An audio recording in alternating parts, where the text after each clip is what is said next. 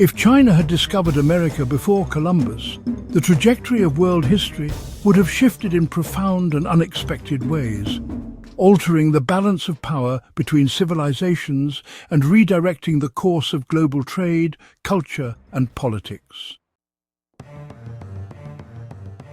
The Ming Dynasty in the early 15th century was at the height of its power and influence. Admiral Zheng He commanded the largest fleet the world had ever seen, with enormous treasure ships carrying thousands of sailors, diplomats, and goods across the Indian Ocean. These expeditions reached as far as East Africa, establishing tributary relations and displaying the grandeur of the Chinese Empire. Yet they never crossed the Pacific.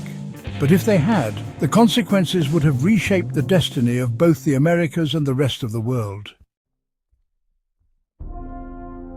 The first point of contact would likely have been along the western shores of the Americas, perhaps landing somewhere along present-day Mexico or Peru, where powerful civilizations like the Aztecs or the Inca thrived.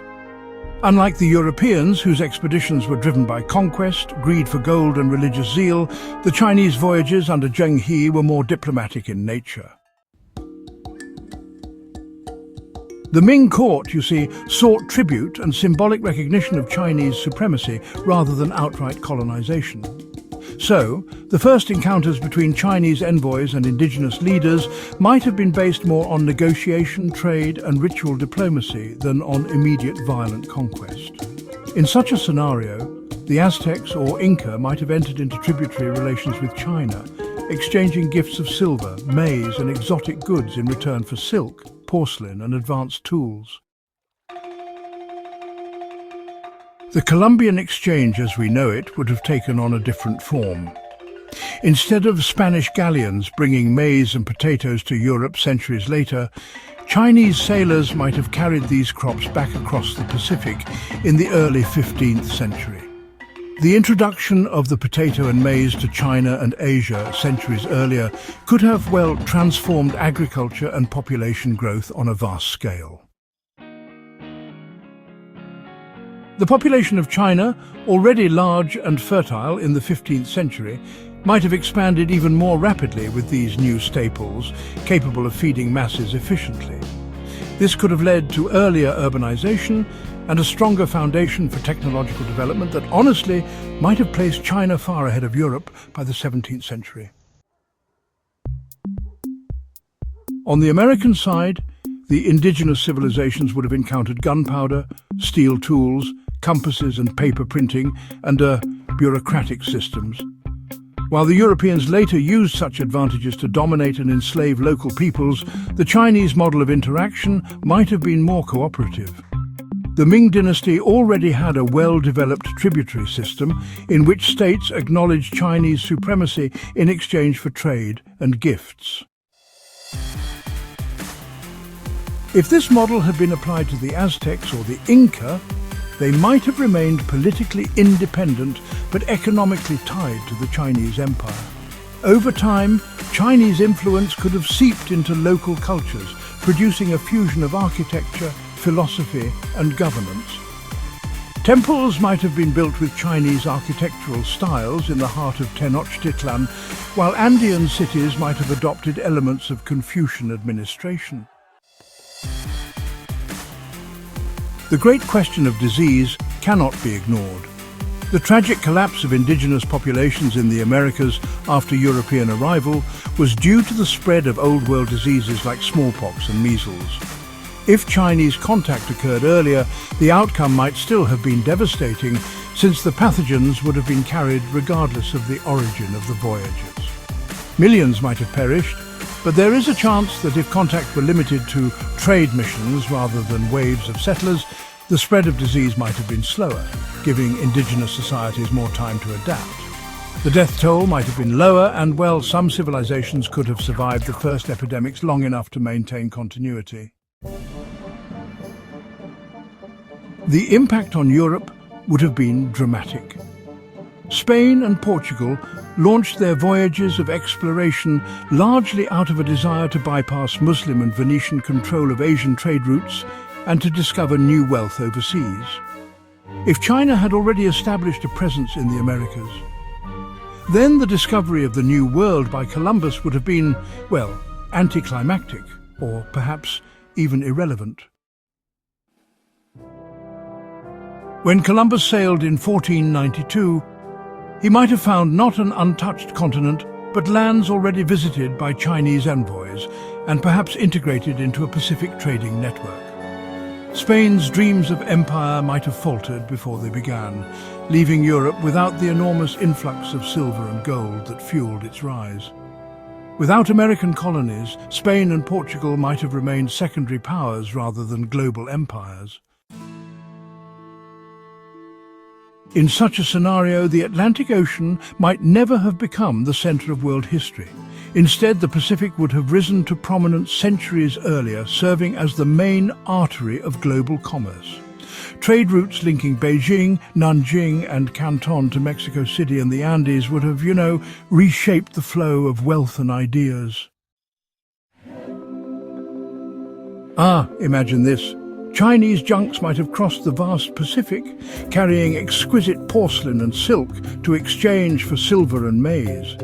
The great galleons of Spain, well, they might never have existed, because there would be no need for Europeans to dominate the Atlantic if China already controlled the Pacific. Now, the balance of global power, it would have shifted decisively eastward, wouldn't it? Quite a fascinating thought, really. The Americas themselves, my word, they would have been profoundly different.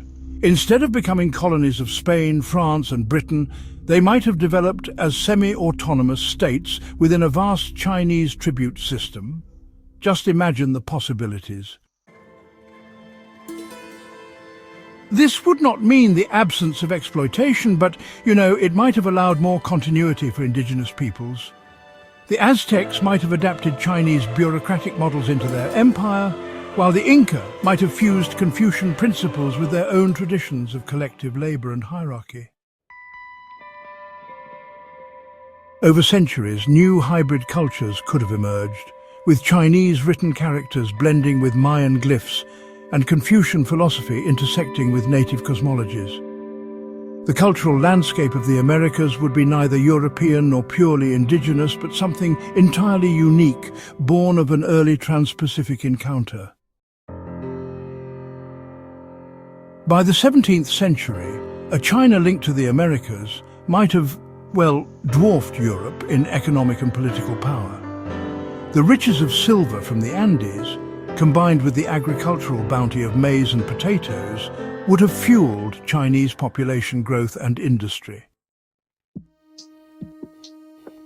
With access to such resources, China might have developed advanced technologies earlier than it did historically, perhaps even entering an industrial age centuries before Britain.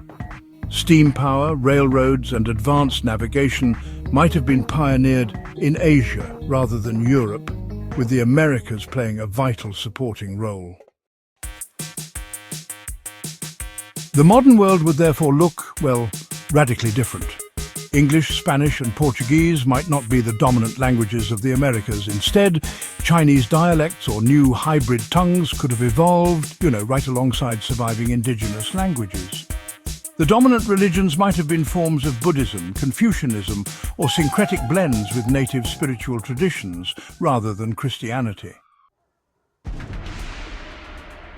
Cities like Mexico City or Cusco might have developed into great Pacific metropolises, connected by trade to Shanghai and Guangzhou, rather than to Madrid and Lisbon. The cultural imagination of the world might have been centered on the Pacific Basin rather than the Atlantic. Of course, there are many uncertainties. The Ming Dynasty famously turned inward after the voyages of Zheng He, ending its naval expeditions and dismantling much of its fleet. Even if America had been reached, there is a chance that the court would not have pursued colonization or long-term engagement. The discovery could have been recorded and then, just forgotten in the archives of the Forbidden City.